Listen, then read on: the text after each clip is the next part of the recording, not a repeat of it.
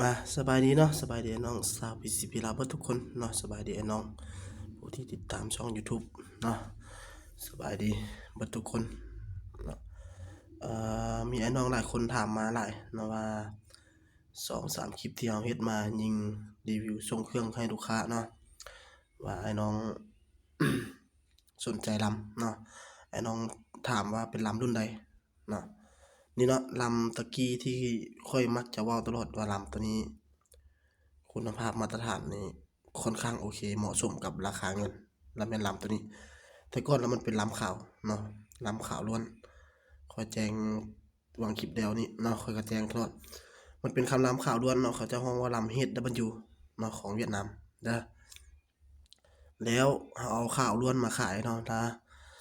น้องเพิ่นก็บอกว่าลำนี้ใช้ดีโอเคอยู่แต่ว่าฮักมันอยากให้ย้อมสีเนาะแล้วเข้ามาชุดนี้เนาะเข้ามาชุดนี้200ทิศเดียวเห็นบ่น้องเห็นบ่เหลืออยู่ประมาณ60เนาะ50ถือว่าลำลูกค้าซื้อไปก็แม่นบ่มีสายโทรศัพท์โทรเข้ามาว่าขอเปลี่ยนลำเลยเนาะแต่ว่าคันถ้ามีก็เฮาก็เปลี่ยนให้บ่มีปัญหาหยังเนาะเพราะว่าลำเฮารับประกันเนาะสำหรับน้องคนใดเนาะที่ปืนยังกุมบ่ได้เนาะกุมบ่ได้บ่ต้องไปงมทางบ่ต้องมันหยังมาเลยปืนเนาะ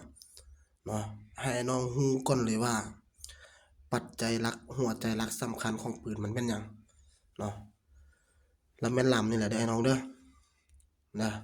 ปืนกุมบ่ได้เนาะกุมแต่กุมหยัง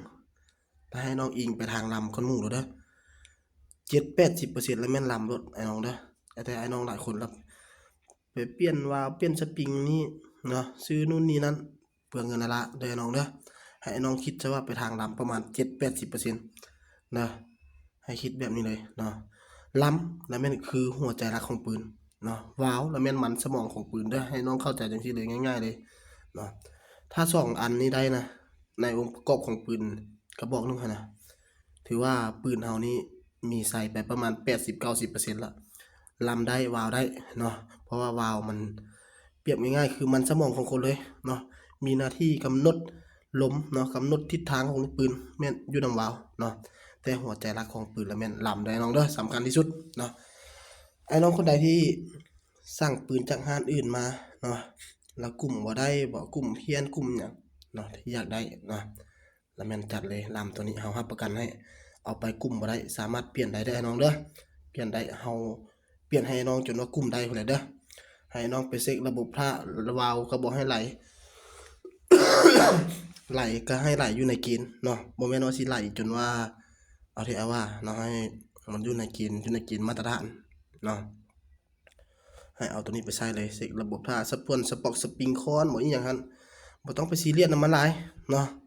สปริงคอนหั่นน่ะเนาะคันมันสิได้ลำดีนะกลุ่มมันสิได้นะใส่สปริงไปน้ำมันเดิมๆมันก็ได้เด้อมีแต่บอกจังซี่โลดบ่ต้องไปซื้อชุดสปอกสปริงอีหยังอะไรทำมาใหญ่ให้มันเปลืองเงินเนาะ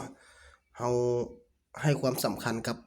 สิ่งที่มันสำคัญที่สุดในตัวปืนของเราก่อนเนาะนั่นก็คือลำนี่แหละเนาะเพราะว่าก็เว้ามาตลอดทุกคลิปเลยเนาะว่าลำนี่สำคัญที่สุดในตัวปืนเนาะนี่เนาะแล้วมีน้องถามมาหลายเนาะว่าในราคาเท่าใดเนาะปกติแล้วเฮาขายได้มัน2,200,000ได้น้องเด้อ2,200,000เนาะลำหนึ่งเนาะมี45กับ50เซนราคาเท่ากันเบิดลำละเป็นลำ10เกี่ยวเด้อน้องเด้อลำละเป็นลำ10เกี่ยวมีซกฮีดปลายเกี่ยวแล้วแม่น2เซนได้น้องเด้อมีซกฮีดปลายเกี่ยวแล้วแม่น2เซนเนาะนี่เลยลักษณะเฮาจะบ่ถ่ายเกี่ยวถ่ายหยังดอกเนาะเพราะว่ามันมีน้ำมันแล้วมันบ่ได้อนามัยปานนี้นะให้น้องคนใดสนใจถ้านับตั้งแต่มื้อนี้เป็นต้นไปนะน้องสั่งเครื่องสั่งลำแล้วแม่นเฮาจะลดราคาให้แล้วแม่นเหลือ1,900,000ได้น้องเด้อเฉพาะลำนึงแล้วแม่น1,900,000เนาะที่ผ่านมาแล้วเฮาขายแล้วแม่น2,200,000เด้บัดนี้เฮาลดราคาให้เนาะ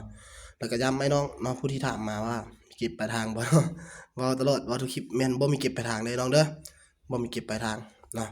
น้องคนใดเชื่อใจก็สั่งบ่เชื่อใจก็ติดตามทางช่อง YouTube คือเก่าเนาะติดตามไปเรื่อยๆเนาะแล้วนอกจากลำแล้วเนาะทางร้านเฮาก็ยังมีหลายๆเครื่องมีครบวงจรเลยเนาะ บ่ว่าสิเป็น MC เนาะขาดตอนนี้ขาดแต่ A2 แล้วนั้น K2 เนาะแล้วนั้นแม่นครบเบิดเลยเนาะเครื่องร้านเราถือว่ามีครบมีพร้อมบริการให้เนาะแล้วก็พิเศษเนาะอ่าช่วงนี้ห้านเนาแล้วแม่นมีลูกมาขายให้ถึกๆให้น้องเลยเนาะถามเลยว่ามีห้านใดๆขายราคาลูกกับ 100,000 10,000 20,000เนาะแม่นมีแต่ห้านเนาเนาะแล้วให้น้องคนใดสนใจก็แม่นให้ทักมาตามเบอร์โทรเบอร์เก่า95611 869เนาะเดี๋ยวเราสิฝากไว้ในหัวข้อเนาะไว้ในหัวข้อนะขอขอบใจ